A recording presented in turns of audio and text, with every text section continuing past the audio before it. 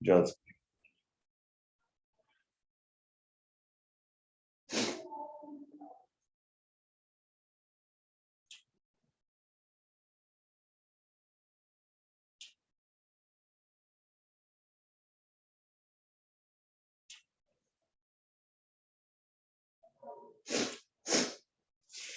जॉर्जिकल park के example आपको पता है? कोई जॉर्जिकल पार्क आप जानते हैं जो popular zoological park?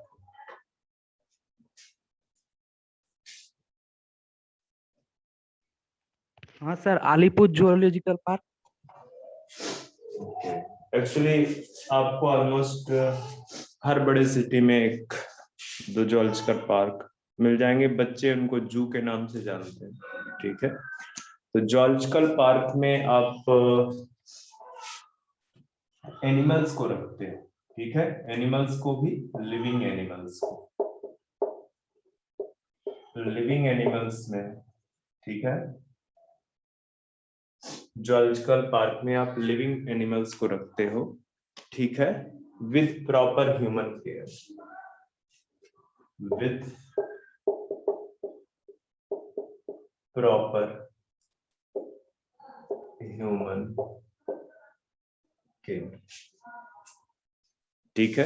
Human care की प्रॉपर देख रेख में जो है, क्या कहते हैं, ह्यूमंस की प्रॉपर देख रेख में लिविंग एनिमल्स को रखते हैं। और ये जो जू है, सॉरी, जूलॉजिकल पार्क है,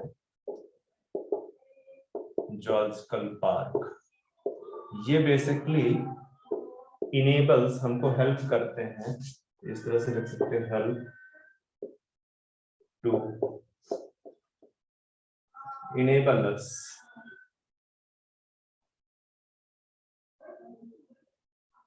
the food and sexual behaviour, या इस तरह से हेल्प टू इनेबल अस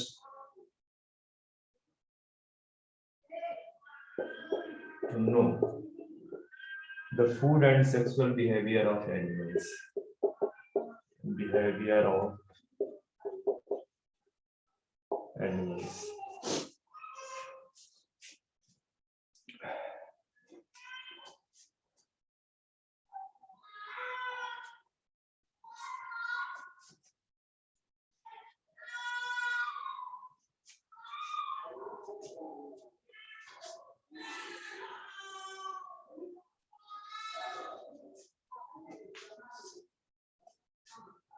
अच्छा, एक मिनट, इसका सेंटेंस थोड़ा गड़बड़ हो रहा है। Just statement,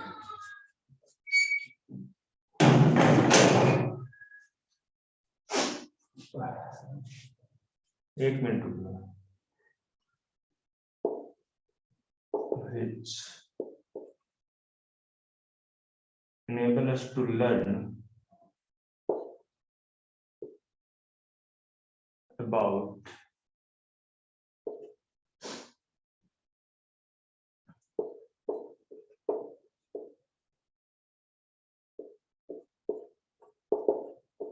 their food and sexual behavior.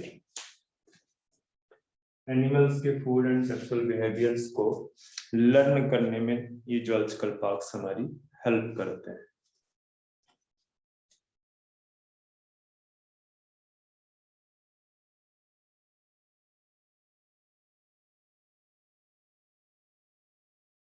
ठीक है।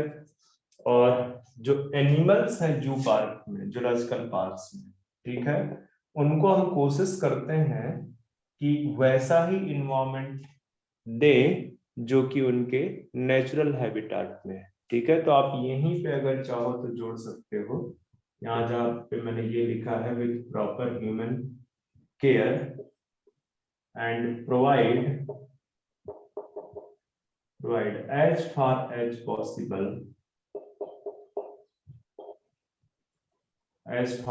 possible,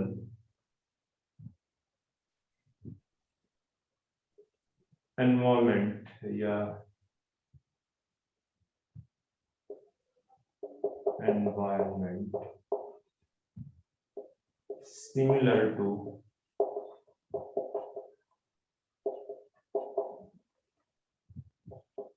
their natural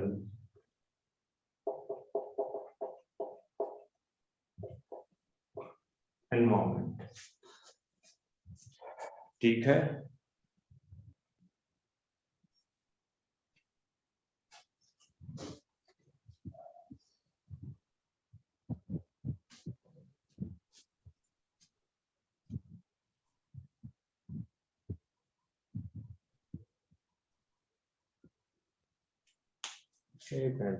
still there are some mistakes, not बहुत क्लियर स्टेटमेंट नहीं लिखा हुआ है।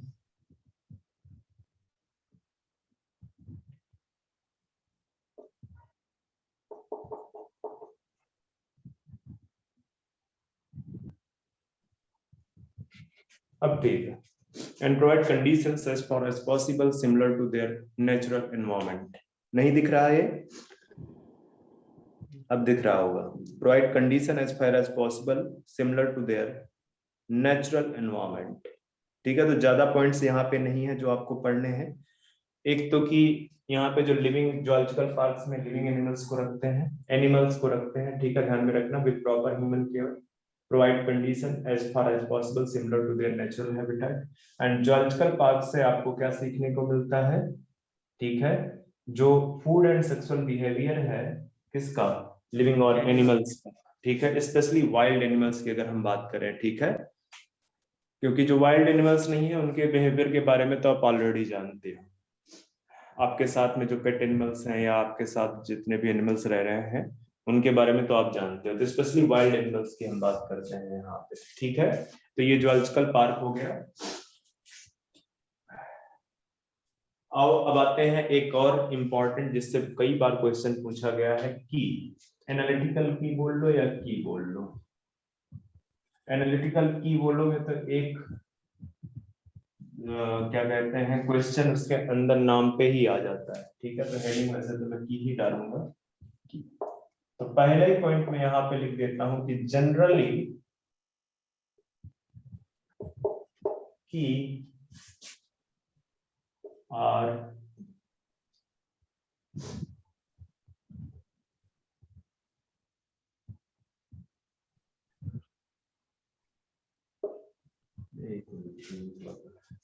एक मिनट होल्ड करना, एक्चुअली मैं थोड़ा कोल्ड हुआ है।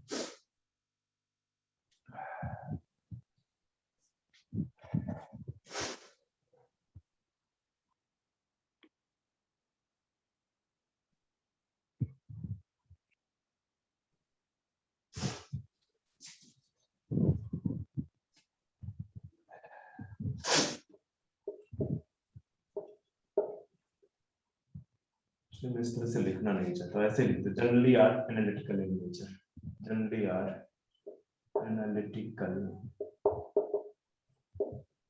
इन नेचर। ये पूछा गया है एक बार कि कीज जो है कैसी होती है, उनका जो नेचर है, उनका जो नेचर है बेसिकली वो कैसा है, एनालिटिकल है, एनालिसिस पर्पस से यूज करते हैं कीज को।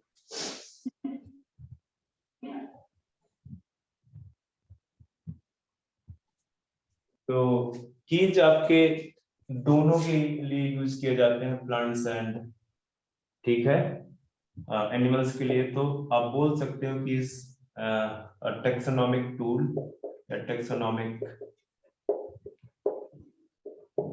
टूल ही लो या एड्स भी लिख सकते हो, taxonomic tool to identify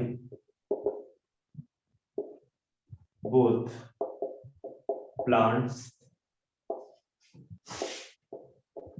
and animals based on their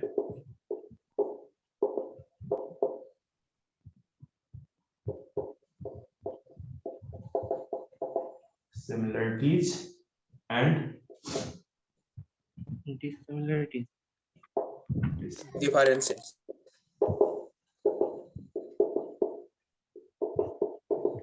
तो ये वाला स्टेटमेंट आप ध्यान से रखना, याद रखना कि जो कीज है उनमें जो एनालिसिस है वो किस पे बेस्ड है, देयर सिमिलरिटीज एंड डिससिमिलरिटीज पे, ठीक है। हाँ सर।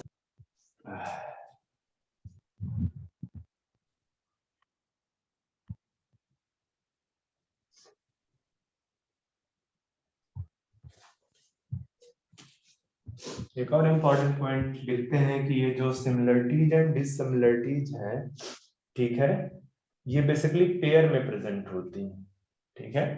ये कैरेक्टरिस्टिक हैं, वो चाहे सिमिलरिटीज हो चाहे डिससिमिलरिटीज हो, ये पेयर्स में प्रेजेंट होती हैं और कंट्रास्टिंग होती है। जाहिर सी बात है, जब सिमिलरिटीज एंड डिससिमिलरिटीज आप दोनों कंसीडर कर रहे हो तो वो कंट्रास्टिंग ही होंगे, ठीक है।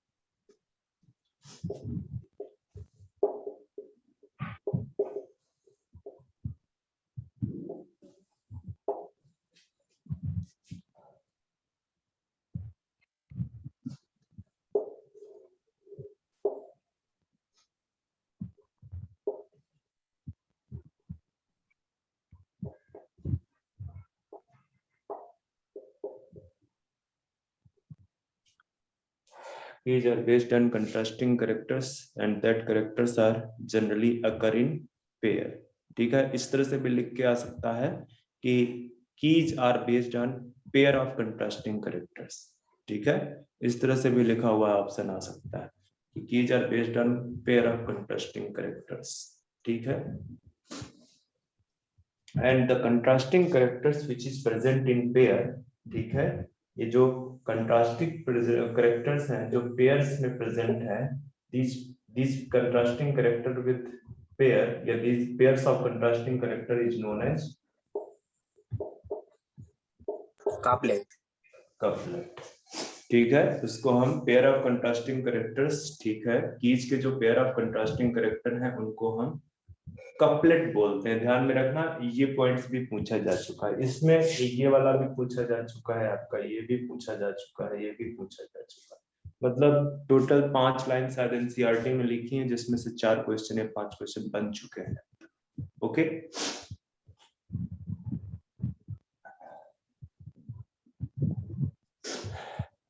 अच्छा आप सपोज कर लो, एक चीज बताता हूं आपको।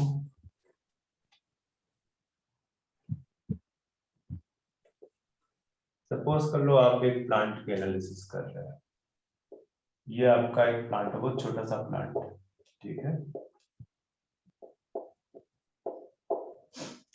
यहाँ जो स्टेम है, स्टेम में सपोज कर लो छोटे छोटे हेयर्स की बात मैं कर रहा हूँ, ठीक है, स्टेम हेयर्स।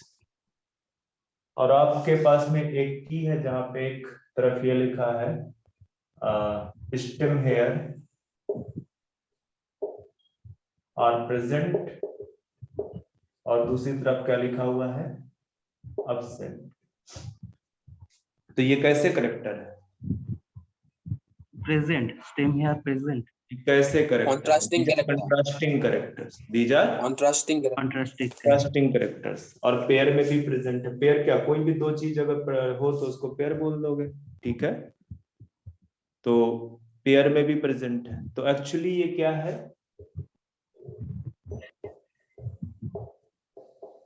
कपलेट। ये कपलेट है, ठीक है।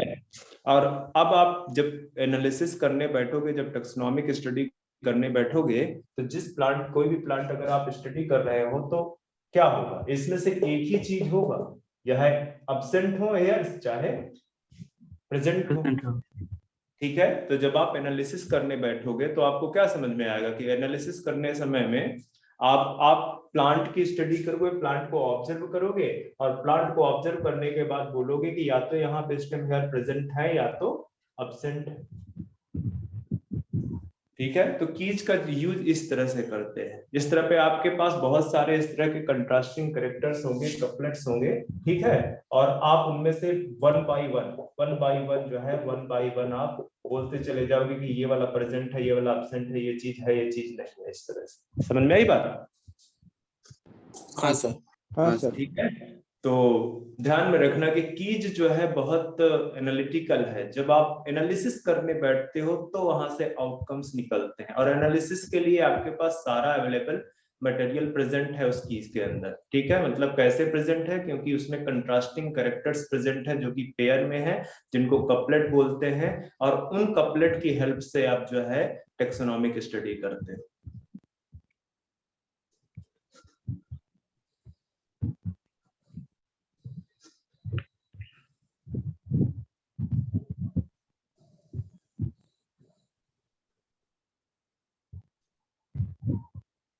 अच्छा, एक और चीज यहाँ पे लिखी हुई है कि ईच स्टेटमेंट, ये जो स्टेटमेंट है इन द की, ठीक है, known as lead, each statement in the की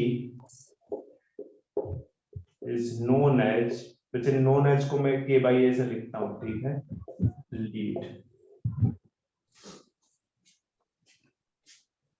तो कपलेट वाला क्वेश्चन पूछा जा चुका है, लीड अभी तक नहीं पूछा गया, माइट बी चांसेस आपसे पूछ ले कि जो की के अंदर स्टेटमेंट दिए होते हैं उनको आप क्या बोलते हैं।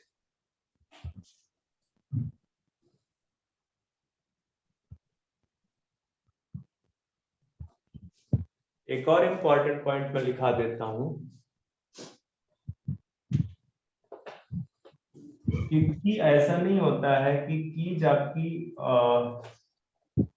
पूरा जो है क्या कहते हैं एक तरह से पूरा बुक हो कीज के लिए। कीज में क्या होता है कि एक एक टेक्सोनॉमिक कैटेगरी के लिए जो है कीज अवेलेबल होती है, जैसे जीनस के लिए अवेलेबल हो सकती हैं, फैमिलीज के लिए अवेलेबल हो सकती हैं, ऑर्डर्स के लिए अवेलेबल हो सकती है। ऐसा नहीं है कि आपका किंगडम, फाइलम या division, class, order, genus, species सबके लिए नहीं होगी, सबकी अपनी सेपरेट होगी। ठीक है, एक कीज के अंदर एक ही टेक्सोनॉमिक कैटेगरी होगी। बात समझ में आ रही है?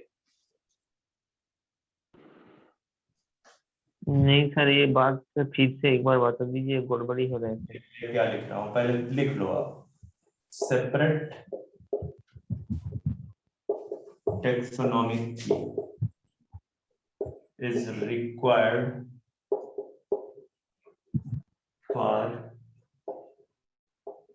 each taxonomic category.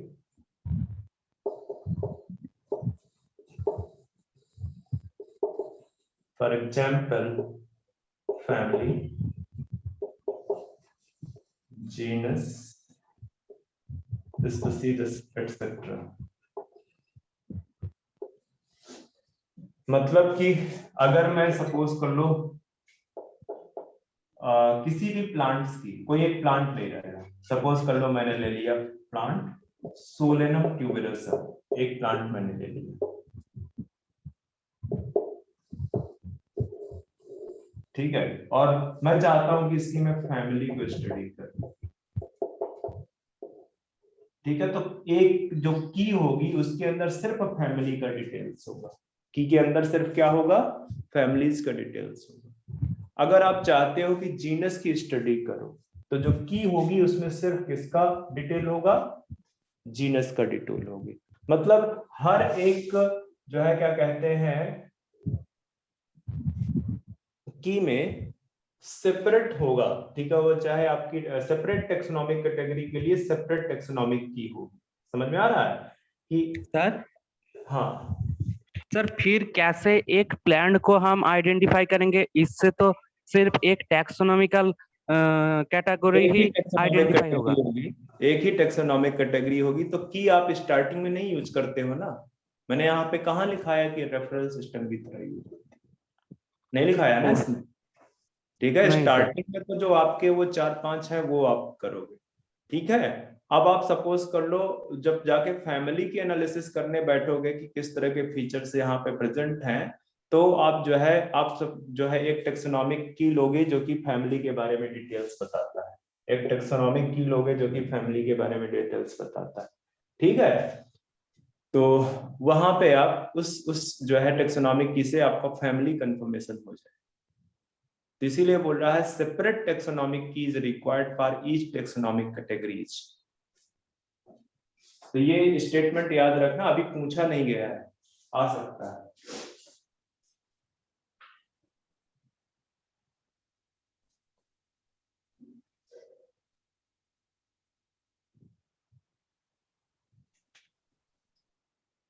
आगे बढ़ जाए। तो ये तो बहुत ही इंपॉर्टेंट है बच्चे, मतलब जो ये कीज हैं आपके टैक्सोनॉमिक एड्स में बहुत क्वेश्चन पूछे गए हैं यहाँ से। एक हर्बेरियम से बहुत क्वेश्चन पूछे गए हैं और एक कीज से बहुत क्वेश्चन पूछे गए। ओवरऑल टैक्सोनॉमिक एड से क्वेश्चन तो बहुत ज्यादा बनते हैं, ठीक है। एग्जामिनर का बड़ा इंटरेस्टिंग टॉपिक है, कहीं ना कहीं से निकाल लेता। हो सकता है कि अभी कई बार से टू द पॉइंट्स क्वेश्चन पूछ रहे थे, अब मैचिंग करने वाला क्वेश्चन बना दे, ठीक है। तो जब मैचिंग करने वाला क्वेश्चन बनाते हैं तो उससे क्या होता है, उससे कई सारे जो है टॉपिक एक साथ वो हो जाते हैं, ठीक है। तो ध्यान में रखना। तो अब हम चलते हैं मोनोग्राफ। दिख रहा है और नीचे लिखूं? हाँ सर दिख रहा है। ठीक है, मोनोग्राफ। तो मोनोग्राफ में एक ही लाइन इंपॉर्टेंट है और वो पूछी जा चुकी है।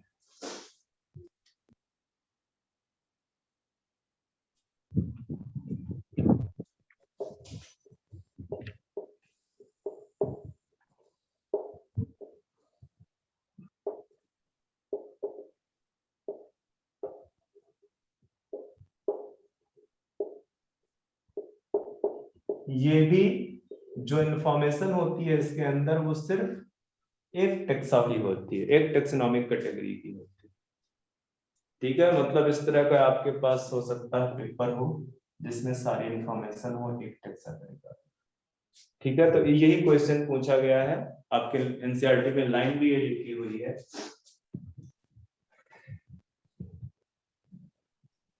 सर हाँ, फिर मोनोग्राफ और की में क्या डिफरेंस है?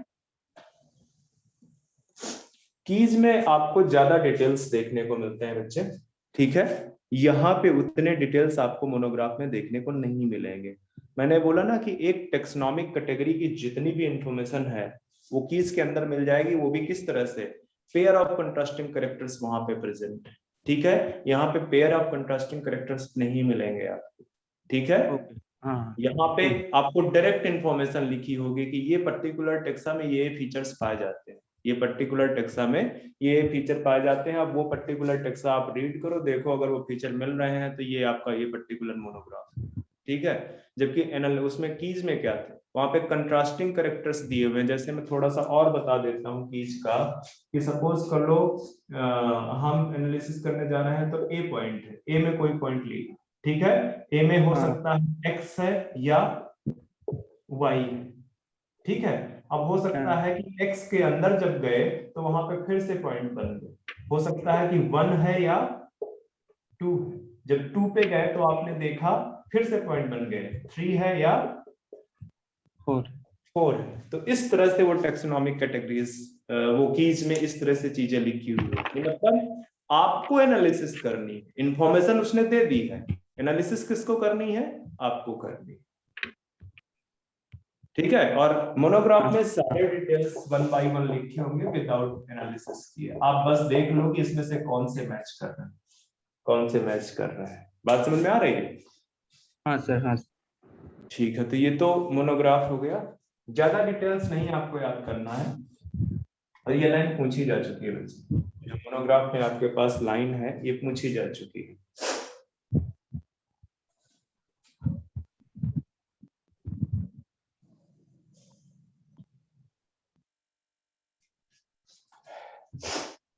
फ्लोरा,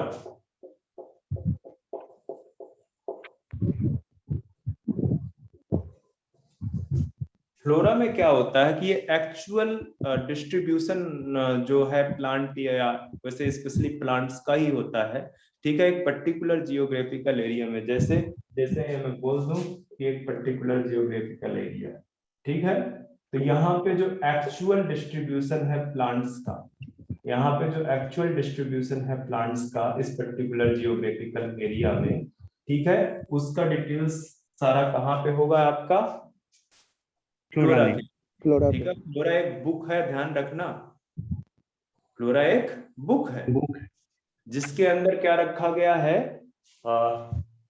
एक्चुअल डिस्ट्रीब्यूशन, जिसके अंदर एक्चुअल डिस्ट्रीब्यूशन का जो पूरा डिटेल है वो उस फ्लोरा के अंदर रखा गया है कि इस पर्टिकुलर जियोग्राफिकल एरिया में किस टाइप के प्लांट्स पाए जा रहे हैं, किस तरह से उनका डिस्ट्रीब्यूशन पैटर्न है, ठीक है, वो आपके फ्लोरा के अंदर मिलेगा सारा डिटेल्स। आप ये भी बोल सकते हो कि जो पर्टिकुलर जियोग्राफिकल एरिया में जो वो है इंडेक्सिंग है प्लांट की, मान लो सपोज मैं बोल देता हूँ कि यहाँ पे बहुत सारी वैरायटी है, 1 2 3 4 5 ये सब वैरायटी है, 7 8 वैरायटी है, 9 10 इस तरह से यहाँ की प्लांट की वैरायटीज प्रेजेंट है। तो ये जो 1 2 3 4 ये आप ABCD कर लो, इसका जो इंडेक्सिंग है वो सारा का सारा डिटेल्स आपका यहाँ फ्लोरा में होगा। आप कहोगे इंडेक्सिंग क्या है, अगर नहीं इंडेक्सिंग समझ में आती तो आपने प्रैक्टिकल फाइल बनाई होगी, और प्रैक्टिकल फाइल बनाते समय आपके फाइल के अंदर सपोज करो 10 प्रैक्टिकल है, तो 10 प्रैक्टिकल का डिटेल आप सबसे पहले पेज पे कर देते हैं। इस तरह से करते हो कि नहीं? हाँ सर। तो उसी को बोलते हैं इंडेक्सिंग, कि फाइल के अंदर जो प्रैक्टिकल्स लिखे हैं वो किस तरह से। तो सेम चीज यहाँ पे है कि इस पर्टिकुलर जियोग्राफिकल एरिया के अंदर जो प्लांट्स हैं उसका डिटेल फ्लोरा के अंदर लिखा हुआ है, दैट इज इंडेक्सिंग। तो अगर आपसे कभी कोई क्वेश्चन पूछता है कि व्हाट इज कि इंडेक्सिंग ऑफ प्लांट किससे रिलेटेड है, किस टेक्सोनॉमिक एड से रिलेटेड है, किस टेक्सोनॉमिक एड से हेल्प से किया जाता है, तो वो उसका आंसर क्या होगा आपका? फ्लोरा। फ्लोरा। तो ये भी यहाँ से भी 2-3 क्वेश्चन बने हैं अब तक नीट में। अब मैं जो भी बहुत बात करता हूँ ज्यादातर मेरी बातें नीट 2014 के बाद, ठीक है, ये यहाँ से। इसके पहले अगर आपको देखना है तो AICMT होती थी, सर 2009 से 2014 तक रही है, 13 तक, ठीक है। इस यहां से क्वेश्चन देखना, इसके पीछे के क्वेश्चन देखने का बहुत लॉजिक नहीं।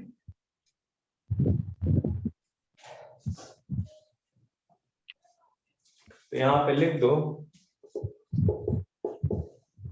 Actual account of habitat and distribution of plants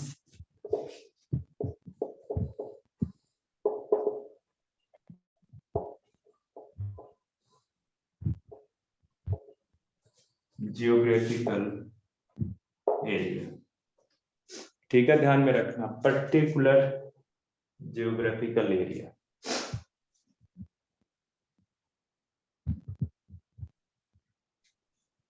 या इस सर तरह से, ये सर फ्लोरा बोलो। एक बुक है? हाँ पूरा बुक है, ठीक है। या पर्टिकुलर जियोग्राफिकल एरिया ना लिख के आपसे बोल सकता है आप इन अ गिवन एरिया, ठीक है, ये भी सेम चीज है। ये भी आपका अगर ये लिख दे इन अ गिवन एरिया तो ये भी आपकी सेम चीज है, दोनों तो सेम ही है ना, चाहे पर्टिकुलर जियोग्राफिकल एरिया बोल लो या इन अ गिवन एरिया बोल लो, ठीक है। दूसरा पॉइंट यहाँ पे लिख दो, जो वही बोला था मैंने अभी बताया आपको, क्या कि provide index index of the plant species, index of different plant species।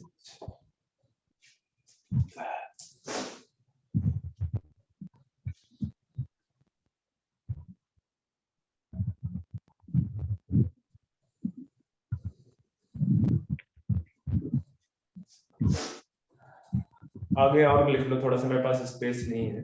Different plant species in a given area और इन पर्टिकुलर जियोग्राफिकल एरिया।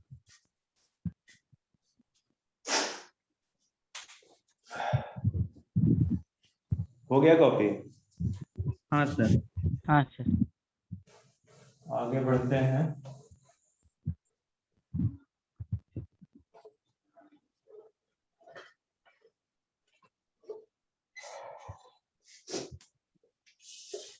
मैनुअल,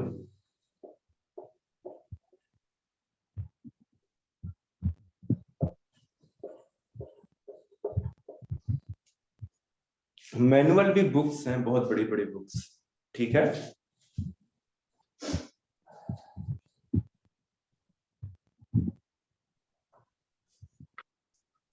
ठीक है, तो manuals are useful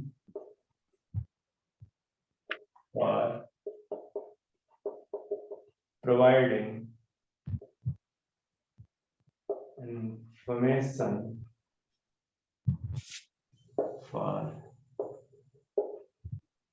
naming and identification of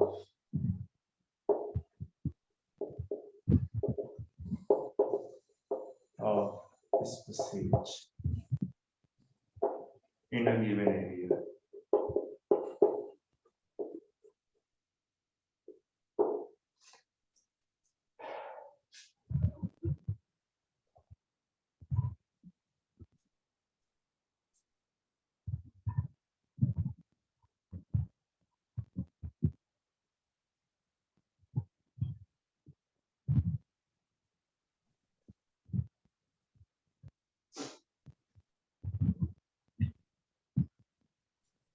तो यहां से आपके खत्म हो गए बच्चे जितने भी टेक्सोनॉमिक एड थे। पहला चैप्टर आपका कंप्लीट है। अब आगे चलते हैं। फर्स्ट चैप्टर हमारा कंप्लीट हो चुका है।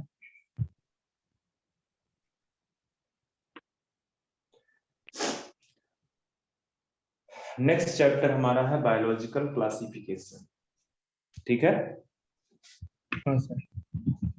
सर और फ्लोरा का सर क्या बच्चे? सर और फ्लोरा का यूज कैसे होती है सर? फ्लोरा का यूज कैसे होता है? फ्लोरा का यूज कर सकते हो आप सपोज कर लो एक पर्टिकुलर जियोग्राफिकल एरिया में विजिट कर रहे हो, यहाँ पे आप विजिट कर रहे हो। वैसे जानने की जरूरत है नहीं है पर बोल रहे तो बता देता हूँ। आपने एक प्लांट देखा है, आपने एक यहाँ पे प्लांट देखा जिससे आप फैमिलियर नहीं थे, ठीक है। तो आप इस प्लांट का जो भी डिटेल्स है उस फ्लोरा पे जाके, क्योंकि इस पर्टिकुलर जियोग्राफिकल एरिया के लिए एक फ्लोरा है, ठीक है, जिसमें इसके सारे डिटेल्स रखे गए इस बुक के अंदर, तो जाके आप इस प्लांट्स के सारे डिटेल कलेक्ट कर सकते हैं। हर एक प्लेस में के अंदर सर एक एक डिफरेंट फ्लोरा होगा? क्या बोले? सर हर एक प्लेस के लिए एक एक फ्लोरा होगा? हर एक प्लेस के लिए बनाया जा सकता है और डिपेंड करता है कि बनाया गया है कि नहीं बनाया गया। मैं तो तुम्हें बता रहा हूँ कि फ्लोरा में होता क्या है, ठीक है। और वो जरूरी थोड़ी है कि जो भी हर एक एरिया का बनाया ही गया हो, या इवन तुम चाहो तो अपने यहाँ आपने सपोज कर लो सेलेक्ट कर लिया कि एक पर्टिकुलर कॉलोनी है, ठीक है। इस कॉलोनी में जितने प्लांट्स हैं उन प्लांट्स की सारी इंफॉर्मेशन को आप लिखोगे, एक एक बुक के फॉर्म में आप उसको अरेंज कर दोगे, तो वो क्या कहलाएगी? फ्लोरा कहलाएगी, ठीक है। अगर पर्टिकुलर एरिया में पाए जाने वाले जो प्लांट्स हैं उनको आपने सारी पहले इंडेक्सिंग कर ली उनकी, और इंडेक्सिंग करने के बाद फिर उनके आपने सारे जो है कैरेक्टर्स को लिखा, ठीक है। अब ऐसा थोड़ी है कि नीम के अगर सपोज कर लो नीम प्लांट है, ठीक है, तो इंडेक्सिंग करते समय आप ये जरूर कर सकते हो कि एक प्लांट है नीम का 2 3 4 5 है, पर जो डिटेल्स लिखोगे वो तो बेसिकली एक ही प्लांट का लिखोगे ना, कि बार बार उस डिटेल्स को कॉपी थोड़ी करोगे। बात समझ में आई? हाँ सर। तो इस तरह से जो है क्या कहते हैं, आप अपने पर्टिकुलर एरिया में जहाँ रहते हो या अपने घर के आसपास छोटा सा अगर डिटेल्स तैयार करते हो तो वो भी किस तरह, वो क्या कहलाएगा आपका? फ्लोरा। फ्लोरा। ये तो मैंने बहुत छोटे लेवल पे आपको बता दिया। अब अगर सपोज कर लो कि कोई पर्टिकुलर बड़ा जियोग्राफिकल एरिया है और वहां पे डाइवर्सिटी ऑफ प्लांट्स की बहुत है, इसका मतलब है कि ऑलरेडी किसी न किसी टेक्सोनॉमिस्ट ने वहां पे किसी टेक्सोनॉमिस्ट ने या कई सारे टेक्सोनॉमिस्ट ने वहां पे काम किया होगा, वहां पे फ्लोरा प्रिपेयर की होगी, ठीक है। तो हम तो सिर्फ पढ़ रहे हैं चीजों को ताकि हमको बेसिक नॉलेज पता चल जाए। जब ये जो बाकी का काम है वो रिसर्चर का काम, ठीक है। वो रिसर्चर करते हैं एक पर्टिकुलर जो है एरिया की जो वेजिटेशन है, जो फौना है। फौना होता है एनिमल स्पीसीज की स्टडी, और फ्लोरा होता है उस एरिया में प्लांट स्पीसीज क्या है, और फौना बोलेंगे तो उसमें एनिमल्स स्पीसीज क्या है, ठीक है। तो वो प्लांट स्पीसीज के बेस पे फ्लोरा इसको बुक का नाम दे दिया गया, ठीक है, यहाँ पे बुक का नाम दे दिया गया। तो अब आगे बढ़ते हैं हम बायोलॉजिकल क्लासिफिकेशन। अभी तक पिछले चैप्टर में आपने क्या क्या पढ़ा है, एक तरफ से मुझे बताओ, 1 बाय 1 फर्स्ट लाइन से आप देखो कि जो आपका चैप्टर है लिविंग वर्ल्ड, उस लिविंग वर्ल्ड चैप्टर में मैं आपको पहले बता देता हूँ यूनिट आपकी कौन सी चल रही है। एनसीईआरटी का तो ये यूनिट 1 है, पर हमारे अकॉर्डिंग ये यूनिट 2 है। और हम यूनिट 2 में क्या पढ़ रहे हैं, कौन सी यूनिट थी? The living world The chapter, Living World, Chapter 1. उस चैप्टर का नाम है, यूनिट का नाम नहीं। Diversity in the living world. हाँ, diversity in the living world, ठीक है। तो यूनिट 2 का जो है क्या कहते हैं, जो पहला चैप्टर है वो था हमारा लिविंग वर्ल्ड, ठीक है, लिविंग वर्ल्ड।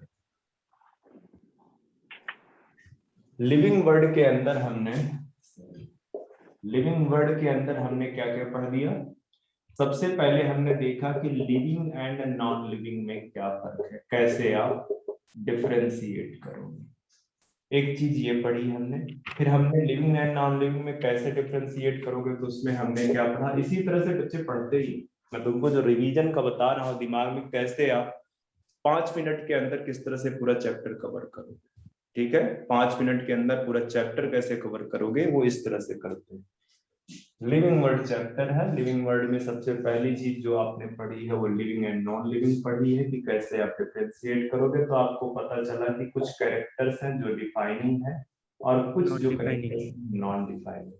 डिफाइनिंग में कुछ है, नॉन डिफाइनिंग में कुछ है। इसके अलावा कुछ आपने लिविंग प्रोसेस पढ़ी है, बस इतना ही तो पढ़ा है ना, ठीक है। अब डिफाइनिंग में ग्रोथ पे जाओगे तो कुछ इंपॉर्टेंट पॉइंट्स मिल जाएंगे, सॉरी नॉन डिफाइनिंग में ग्रोथ पे जाओगे तो इंपॉर्टेंट मिल जाएंगे, रिप्रोडक्शन पे जाओगे कुछ इंपॉर्टेंट मिल जाएंगे, डिफाइनिंग पे मिल जाएगा, मेटाबॉलिज्म पे मिल जाएगा, ठीक है। और लिविंग प्रोसेस में सेल्फ रेप्लिकेशन है, क्या होता है रेप्लिकेशन जानते ही हो, सेल्फ ऑर्गेनाइजेशन क्या होता है, इमरजेंस क्या होता है, इंट्रैक्शन क्या होता है। तो इस तरह से ये सारी चीजें आपने वहां पे पढ़ी हुई है, ठीक है। दूसरा इंपॉर्टेंट पॉइंट आपने पढ़ा बायो डाइवर्सिटी, ठीक है, जो यूनिट का आपका नाम भी है, ठीक है, diversity of living, diversity in living world, ठीक है, वो यूनिट है आपकी। तो बायोडाइवर्सिटी आपने देखा कि क्या होता है। बायोडाइवर्सिटी में कुछ स्पेशल टर्म थे, IUCN, ठीक है, ये क्या होता है आपका IC होता है, IC ZN क्या होता है, वो सारी चीजें आपने देखी। IUCN के डेटा के अकॉर्डिंग अब तक आइडेंटिफाइड एनिमल या प्लांट स्पीसीज कितनी प्रेजेंट होती हैं वो आपने देखा, ठीक है। चूंकि बायोडाइवर्सिटी बहुत ज्यादा है तो साइंटिस्ट को समझ में आ गया कि इस तरह से तो हम बायोडाइवर्सिटी स्टडी नहीं कर सकते हैं। तो अगर हम इस तरह से बायोडाइवर्सिटी स्टडी नहीं कर सकते तो हम क्या करेंगे, हमको कुछ साइंटिफिक टूल्स डेवलप करने पड़ेंगे, कुछ चीजें जो है क्या कहते हैं साइंटिफिक तरीके से पढ़ना पड़ेगा। साइंटिफिक तरीका क्या होता है कि आपका हार्डवर्क कम हो जाए और टेक्निकली आप स्ट्रांग हो जाओ, ठीक है, टेक्निकली आप जो है स्ट्रांग हो और हार्ड वर्क कम हो। तो ये जो बायोडाइवर्सिटी है, बेसिकली बायोडाइवर्सिटी में सबसे पहला जो काम किया गया, क्योंकि बहुत ढेर सारे लिविंग ऑर्गेनिज्म है और पूरे वर्ल्ड में देखा जाए तो ढेर सारे नाम है, तो सबसे बड़ा कंफ्यूजन तो यहीं पे आ रहा था। तो सबसे पहले साइंटिफिक नॉमेनक्लेचर, ठीक है, साइंटिफिक नॉमेनक्लेचर आया। साइंटिफिक नॉमेनक्लेचर में आपने देखा कि 3 टाइप्स के नेमिंग सिस्टम थे, जिसमें से लीनियस वाला जो नेमिंग सिस्टम था बाइनोमियल नॉमेनक्लेचर, ठीक है, बाइनोमियल नॉमेनक्लेचर मोस्ट एक्सेप्टेड रहा, ठीक है, लीनियस का बाइनोमियल नॉमेनक्लेचर। फिर उन्होंने जो बाइनोमियल नॉमेनक्लेचर में जो रूल्स रेगुलेशन बताए वो बेसिकली जो है आपने देखा, और ये देखा कि लीनियस की एक बुक है सिस्टेमा नेचुरी, जिसके अंदर एनिमल स्पीसीज के बारे में दिया गया है। दूसरी एक और बुक है, कौन सी बुक थी वो, स्पीसीज प्लांटेरम, Physics हाँ, plantarum. स्पीसीज प्लांटेरम, जहाँ पे प्लांट के बारे में थोड़ी बहुत जानकारी है। ठीक है, तो बाद में वो जो स्टेमा नेचुरी है उसके जो रूल्स थे उसको ICZN में उतार दिया गया, और जो आपकी जो है स्पीसीज प्लांटेरम थी उसके रूल्स को ICPN में कॉपी कर दिया गया। और आज की डेट पे जो साइंटिफिक नोमेनक्लेचर से जो रिलेटेड रूल हैं वो यहीं पे इन्हीं के अकॉर्डिंग, इन्हीं के जो क्राइटेरिया है, रेगुलेशंस है, उन्हीं से डिसाइड किए जाते हैं। वो सारे आपने देख लिए, ठीक है, वो सारे आपने देख लिए। इसके बाद देखा कि साइंटिफिक नोमेनक्लेचर तो ठीक है, आपने नोमेनक्लेचर तो कर दिया, but still 1.8 million identified species है, तो इनको स्टिल पढ़ना आसान नहीं है। दैट मीन्स कि आपको कुछ और करना पड़ेगा। तो आपको ये समझ में आया कि हमको क्लासिफिकेशन कराने की जरूरत है। ठीक है, क्लासिफिकेशन अगर हम कर दें तो हर एक स्पीसीज का एक मॉडल ऑर्गेनिज्म हम पढ़ लेंगे तो बाकी के सारे कवर हो जाएंगे। एक मॉडल ऑर्गेनिज्म पढ़ लेंगे तो बाकी के सारी चीजें कवर हो जाएंगे। तो आपने देखा कि क्लासिफिकेशन क्या होता है, आपने देखा कि टेक्सोनमी क्या होती है, आपने देखा सिस्टमेटिक्स क्या होती है। किसने दिया सिस्टमेटिक्स पहले, फादर ऑफ सिस्टमेटिक्स कौन है, फादर ऑफ टेक्सोनमी क्या है, कौन है, क्लासिफिकेशन क्या है, टेक्सोनमी क्या है। ठीक है, ये सारी चीजें आपने कुछ बोला?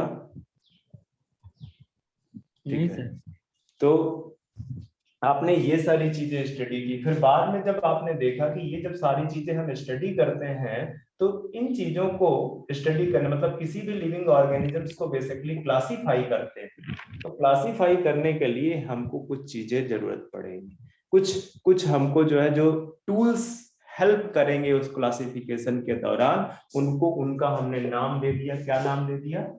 Taxonomical aids. और कुछ उसमें आ गई,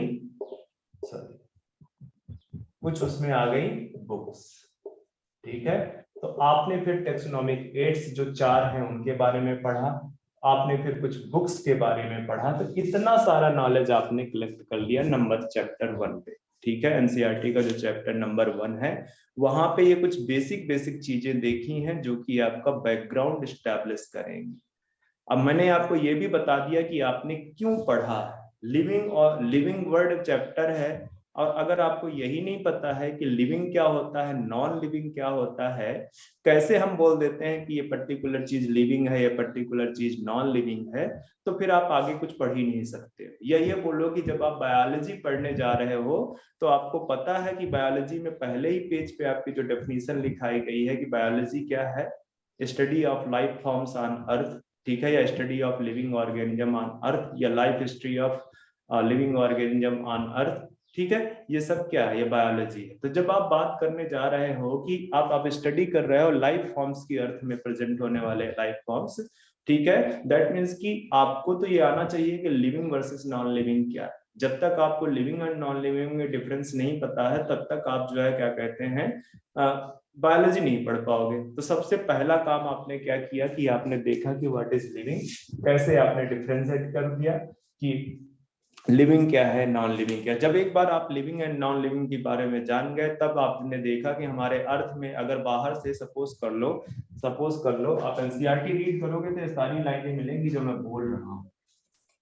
कि सपोज कर लो कि ये जो है आपका अर्थ है, और यहाँ पे बाहर किसी और प्लैनेट पे बैठा हुआ एलियंस अगर वो देखेगा तो आपको उसको ये लगेगा कि यहाँ तो बहुत अमेजिंग डाइवर्सिटी है लिविंग ऑर्गेनिजम्स की, बहुत ज्यादा डाइवर्स है यहाँ पे। ठीक है, अमेजिंग डाइवर्सिटी है लिविंग ऑर्गेनिजम्स की। कहाँ पे? अर्थ में। ठीक है, और ये जो डाइवर्स एनिमल्स हैं या डाइवर्स लिविंग ऑर्गेनिजम्स है बेसिकली, इनको अगर आपको स्टडी करना है तो दैट मीन्स कि इनकी प्रॉपर नेमिंग होना चाहिए, इनका प्रॉपर क्लासिफिकेशन होना चाहिए। ठीक है, और उन क्लासिफिकेशंस को जो है बाद में अब हम नेक्स्ट वाले चैप्टर में कि जो है क्लासिफिकेशन अगर किसी लिविंग ऑर्गेनिज्म का करना, अभी तो हम यही पढ़े हैं ना कि क्लासिफिकेशन होता क्या है, टेक्सोनमी होती क्या है, सिस्टमेटिक्स होती क्या है। ठीक है, और इन चीजों को करने के लिए मतलब लिविंग ऑर्गेनिजम्स को क्लासिफाई करने के लिए कौन कौन से टूल्स आपकी इस चीज में हेल्प कर सकते हैं, उन टूल्स के बारे में हमने थोड़ा डिटेल पढ़ा है। बस इतना ही पढ़ा है, इससे ज्यादा तो कुछ नहीं पढ़ा। ठीक है। तो अब नेक्स्ट जो चैप्टर है हमारा है वो क्या है, बायोलॉजिकल क्लासिफिकेशन। कि टाइम के साथ में ऐसा तो नहीं है कि जब उन्होंने सोचा कि क्लासिफिकेशन करना है तो उसी समय आपका five criminal system classification develop हो, ऐसा नहीं है, ठीक है। क्लासिफिकेशन बहुत धीरे धीरे करके आया। तो दूसरा जो चैप्टर है आपका चैप्टर 2 वो है बायोलॉजिकल क्लासिफिकेशन। बायोलॉजिकल क्लासिफिकेशन आप अपने एनसीईआरटी का सेकंड चैप्टर ओपन करो।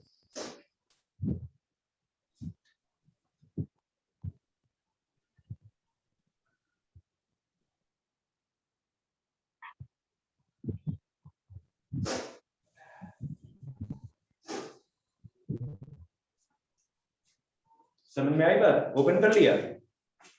हाँ सर। हाँ सर। अब वहां पे एक लाइन लिखी हुई है कि ऐसा नहीं है कि क्लासिफिकेशन जो है क्या कहते हैं, जो अर्लीस्ट ह्यूमन थे वो क्लासिफिकेशन नहीं करते, वो भी क्लासिफिकेशन करते थे, ठीक है। बट जो उनका क्लासिफिकेशन था, that classification was not based on in scientific way, वो साइंटिफिक कॉन्सेप्ट पे बेस्ड क्लासिफिकेशन नहीं था। तो किस चीज पे बेस्ड क्लासिफिकेशन था, ये क्वेश्चन आ सकता है आपसे कि जो अर्लीस्ट क्लासिफिकेशन था, अर्लीस्ट क्लासिफिकेशन करने का मतलब कि जो अर्ली ह्यूमन यूज करते थे, earliest classification was based on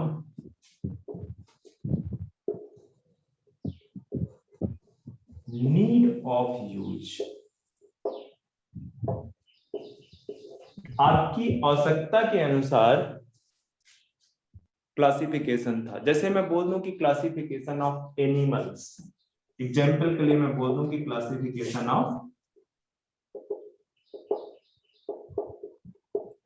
animals, तो क्लासिफिकेशन में एनिमल्स को किस तरह से उन्होंने क्लासिफाई कर रखा था, जो ट्रांसपोर्ट के लिए यूज होते थे, जैसे ऑक्स, ठीक है, या ऑक्सन, हॉर्स, ठीक है, ये सब किसी एलिफेंट, ठीक है, ये सब किस चीज के लिए यूज होते थे, कैमल, ऑक्सन, हॉर्स, ये सब ट्रांसपोर्ट के लिए यूज होते थे।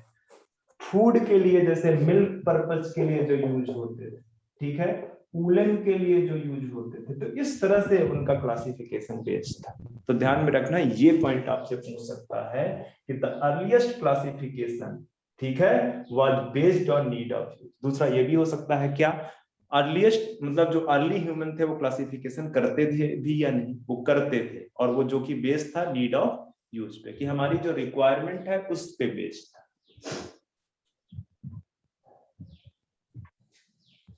ठीक है। चलो मिल्क के बाद वो क्या लिखा सर? क्या बच्चे? वो मिल्क के बाद आप क्या लिखो?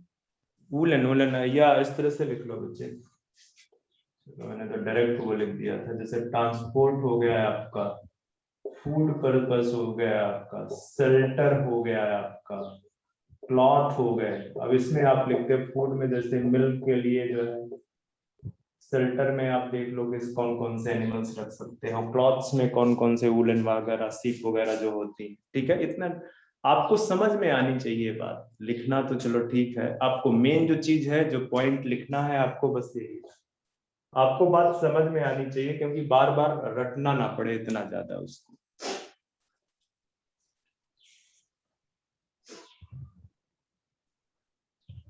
हो गया? हाँ सर। हाँ सर। फिर इसके बाद I think not much sure, I think 1100 और 1200 सेंचुरीज, अरिस्टोटल एक फिलोसफर थे, ये सबको पता होगा, आपको पता है क्या? हाँ सर। एक फिलोसफर थे। तो सबसे पहले इन्होंने ही साइंटिफिक बेसिस ऑफ जो क्लासिफिकेशन है, नॉट मच साइंटिफिक, ठीक है, अगर कंप्लीट साइंटिफिक की बात की जाएगी तो वो आपका है लीनियस का सिस्टम ऑफ क्लासिफिकेशन, ठीक है, बट थोड़ा सा साइंटिफिक जरूर था इनका, ठीक है। तो एनसीईआरटी इसके लिए क्या लिखती है कि more scientific basis of classification, first more scientific basis of classification was developed by Aristotle. देख लो लाइन लिखी हुई है एनसीईआरटी। हाँ सर। ठीक है। earlier Aristotle was the earliest to attempt more scientific basis of classification.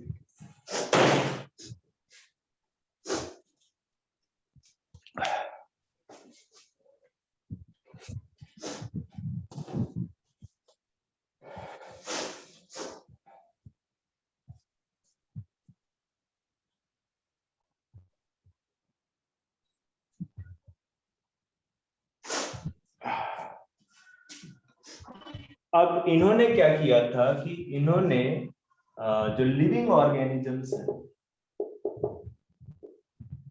ठीक है, जो लिविंग ऑर्गेनिजम्स हैं उन लिविंग ऑर्गेनिजम्स को दो कैटेगरी में डिवाइड कर दिया था, plant and animal. Plants and animals, ठीक है। जो एनिमल्स हैं उनको बेसिकली दो कैटेगरी में रखा है, किसमें? एनाइमा एंड एनाइमा। ठीक है।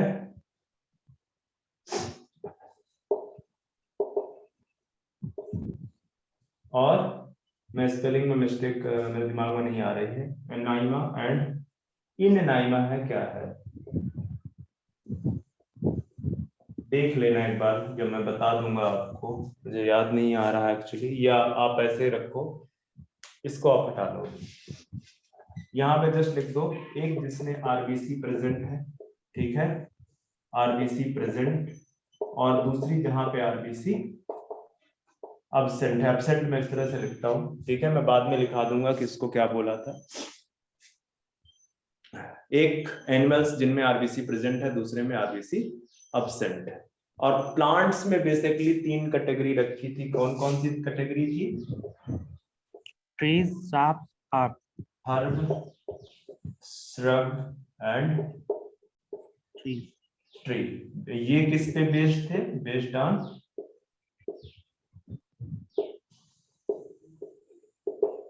Morphological characters. जो मॉर्फोलॉजिकल कैरेक्टर्स थे उन पे बेस्ड प्लांट्स को हर्ब, सर्ब एंड ट्री में बांटा था अरिस्टोटल। और एनिमल्स को दो कैटेगरी में डिवाइड किया, जिनमें एक जिनमें आरबीसी प्रेजेंट है, दूसरा आरबीसी एब्सेंट है।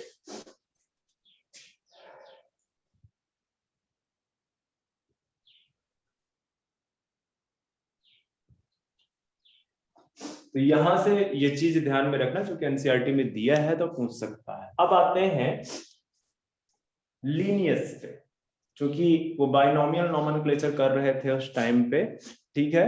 तो और आपको ये भी पता है कि जो फादर हैं, किसके फादर? टैक्सोनॉमी के। लिखा है कि नहीं कहीं पे? Father of taxonomy. हाँ सर। ठीक है, तो वो भी आपके कौन से हैं? Carolus Linnaeus. तो लीनियस ने सबसे पहले, अगर आपसे पूछता है कि जो complete scientific basics of classification है, वो लीनियस का two kingdom system of classification, ठीक है। और लीनियस का जो सिस्टम ऑफ क्लासिफिकेशन है बहुत लंबे ड्यूरेशन तक यूज किया गया। बीच में कुछ सिस्टम क्लासिफिकेशन आए, स्टिल लीनियस का सिस्टम ऑफ क्लासिफिकेशन चलता रहा। जब आपका 5 किंगडम सिस्टम क्लासिफिकेशन आया, तब जाके लीनियस का सिस्टम ऑफ क्लासिफिकेशन आउटडेटेड, ठीक है सर। हाँ बच्चे। सर एरिस्टोटल ने भी तो प्लांट्स और एनिमल में ही भागा था, तो फिर एरिस्टोटल प्लांट में पर बच्चे इसका क्राइटेरिया बहुत मतलब ज्यादा साइंटिफिक नहीं था। बस एक एक चीजें, जैसे उन्होंने एक क्राइटेरिया लिया था कि जो मूव कर सकते हैं वो एनिमल्स हैं, जो मूव नहीं कर सकते हैं वो प्लांट्स हैं। तो एक एक देख मतलब जो है ना, एक मोटा मोटा अगर आप बोलोगे तब तो सही है, पर क्या तुमको लगता है कि क्या प्लांट में बिल्कुल मूवमेंट नहीं है? प्लांट में मूवमेंट है। ठीक है, कहीं ना कहीं पे चाहे उनके जो स्पोर्स हैं उनका मूवमेंट हो, चाहे सनफ्लावर का जो मूवमेंट है देख लो, फोटोटेक्टिक मूवमेंट शो करता है। ठीक है, कई सारे जो एल्गी हैं वो फोटो जो है ट्रॉपिक मूवमेंट शो करते हैं कि नहीं करते हैं? हाँ तो सर करता है। ये साइंटिफिकली ये कहना थोड़ा सा मतलब ज्यादा करेक्ट नहीं था। Okay sir. हाँ बोलो। सर लिविंग ऑर्गेनिजम्स पे तो प्लांट को रखा जाता है पहले से ही, तो सर क्यों बोलता है कि वो जगदीश चंद्र बोस ने ही डिस्कवर किया कि प्लांट का लाइव है, लिव। बच्चे, जगदीश चंद्र बोस जो थे वो प्लांट फिजियोलॉजी पे उनका एक्सपेरिमेंट था। ठीक है, तो वो मैं आपको जब मैं ट्रांसपोर्ट इन प्लांट्स पढ़ाऊंगा तो बताऊंगा। एक्चुअली एक्सपेरिमेंट उनका जो था, वो बोल रहे थे कि जो मूवमेंट है वाटर का, it is because of the living forces. ठीक है, बाद में वो गलत हुआ। ठीक है, बट स्टिल उन्होंने एक बहुत बड़ा पार्ट कंट्रीब्यूट किया था। तो वो मैं आपको जब ट्रांसपोर्ट इन प्लांट्स पढ़ाऊंगा तो वहां पे कई सारी थ्योरीज हैं, उनमें से एक वाइटल फोर्स थ्योरी है। वाइटल फोर्स थ्योरी के सपोर्टर थे जगदीश चंद्र बोस। ठीक है, तो वो उसी समय बात करेंगे। अभी अभी हम जो है क्या कहते हैं, इस पे बात कर रहे हैं, क्लासिफिकेशन पे। ठीक है, अच्छा, एक जगह पे मैंने आपको ये नहीं लिखाया, अभी नोट डाल के लिख लो, हालांकि आप लोगों को पता ही होता है। फादर ऑफ बायोलॉजी कौन है? एरिस्टोटल। एरिस्टोटल। हालांकि पूछेगा नहीं पर फिर भी बता दिया, फादर ऑफ बायोलॉजी। ठीक है, एरिस्टोटल है। हाँ, उसको लिखना चाहो तो लिख लो कि जिनमें आरबीसी प्रेजेंट होती है उसको हम बोलते हैं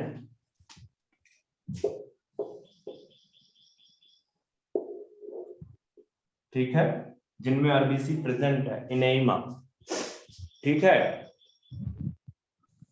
हाँ और जिसमें नहीं प्रेजेंट है वो है एनीमा। जिनमें नहीं प्रेजेंट है उनको आप एनीमा बोलते हो। ठीक है,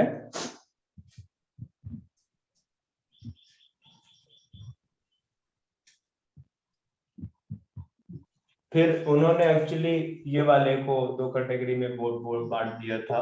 एक को बोला विविपेरी जो अंडे देते हैं, सॉरी जो बच्चे देते हैं, और ओविपेरी जो कि अंडे देते हैं। ठीक है, इसका एग्जाम्पल अगर लिखना चाहो, जैसे यहाँ पे मैं लिख दूं ह्यूमन, और यहाँ पे जैसे मैं लिख दूं कॉकरोच।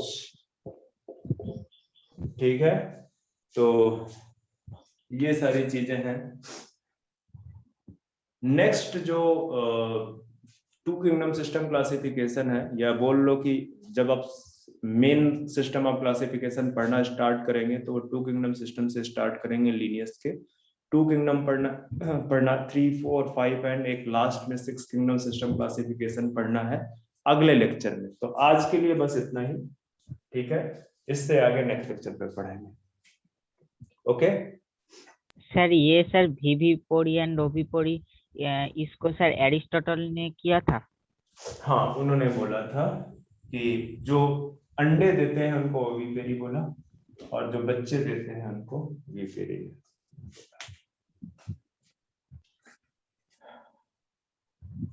ठीक है,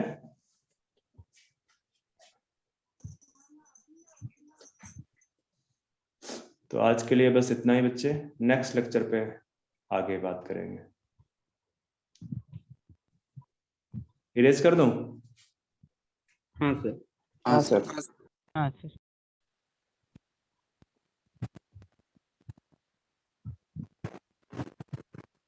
सर आपने वो म्यूल देखा था?